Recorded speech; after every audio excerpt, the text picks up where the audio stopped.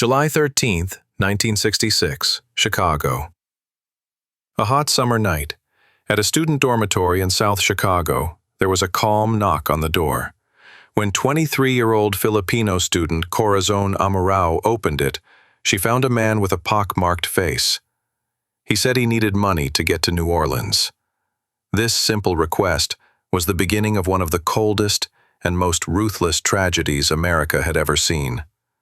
That night, 8 of the 9 women staying in that dormitory would lose their lives.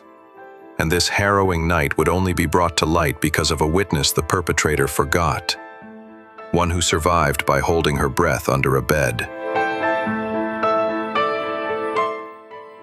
The man responsible for these killings was Richard Benjamin Speck. Speck's story is not one of choice but of collapse and trauma. He was born in Illinois in 1941. The first 6 years of his life were spent with his father, Benjamin, a factory worker whom he adored. But in 1947, his father's sudden death from a heart attack derailed his entire life. His mother, Margaret, was a devout woman. However, a few years after her husband's death, she met a man named Carl August Lindbergh. Lindbergh was the complete opposite of Speck's father. He had a criminal history filled with forgery and drunk driving, and he was constantly intoxicated. When the family moved to Texas in 1950, the nightmarish years began for Richard. His stepfather was persistently violent towards him. This trauma would shape his worldview and his destiny. Following his stepfather's example, Speck was introduced to alcohol at 12. By 15, he was intoxicated daily. He dropped out of school and committed his first crime, theft, at 14. In 1962, he married and had a daughter, but even this couldn't stop the darkness within him. He was, in effect, a human crime wave. His life was filled with theft, forgery, and violence.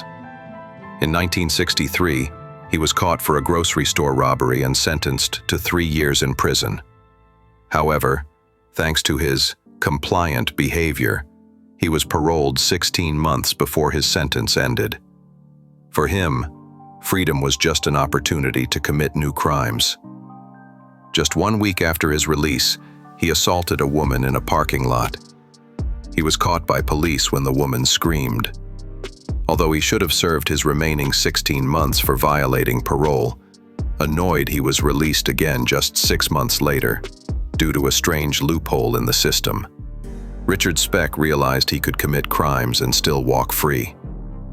This was a turning point for him. He could now satisfy his violent urges. The law, it seemed, was far from frightening or reforming Richard Speck. 1966 was the year Speck's spiral of violence peaked.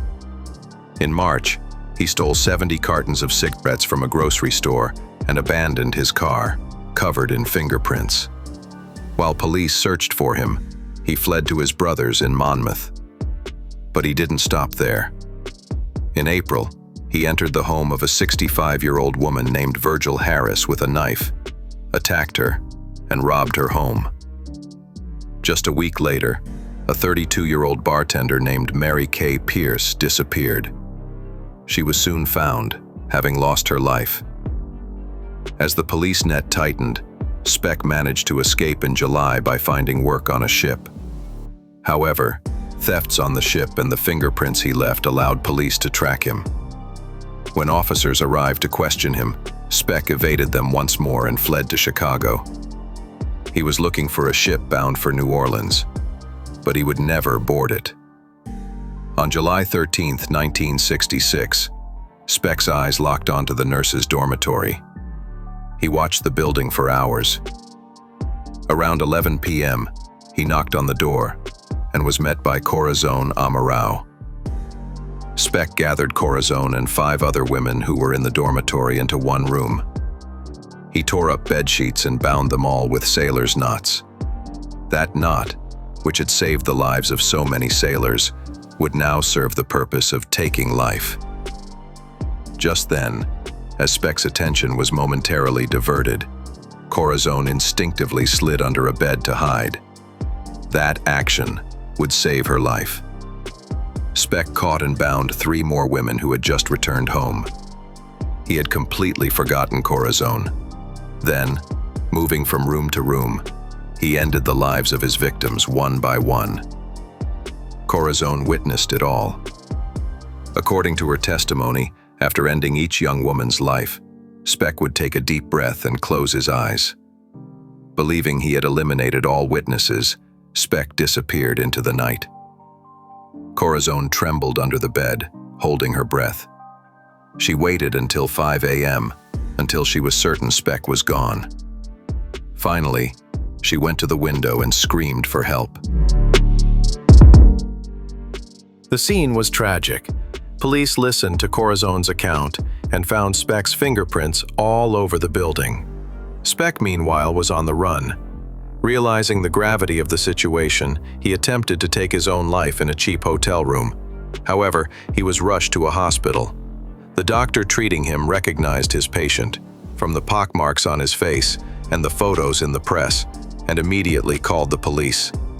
When the police arrived at the hospital, the man they were looking for was lying in a bed. Allegedly, when the officers entered the room, Speck simply said, "So, you found me." In court, Richard Speck claimed he remembered nothing from that night. According to psychologists specializing in criminal behavior, this is a standard defense narrative for individuals who commit inexplicable acts. It is far simpler to say, "I don't remember," than to try and explain. This way, they avoid having to describe the gratification they received while committing the act. But there was one witness who bravely took the stand, Corazon Amurao. As soon as she saw Speck, she pointed at him and said, "That is the man who came in." At the end of the 12-day trial, on April 3, 1967, Speck was sentenced to death. However, when the Supreme Court effectively abolished the death penalty in 1972, his sentence was commuted to 400 years and 8 consecutive life terms. Speck served only 19 years of his sentence. For him, prison was merely a continuation of his criminal life. He continued to use illicit substances. He identified as homosexual and, with hormones he acquired, attempted to transition. Richard Speck died of a heart attack on December 5, 1991, one day before his 50th birthday. 4 years after his death, a recording allegedly filmed in prison surfaced. These images brought his controversial life behind bars back into the public eye. Today, the most important legacy of this tragic event is the memory of the young women who lost their lives, and the story of a case brought to light by their courage. We remember each of them with respect. If you value exploring the human stories behind true events like this, please subscribe and turn on notifications to stay informed about new content. Remembering true stories is the strongest step we can take to prevent similar tragedies from being repeated.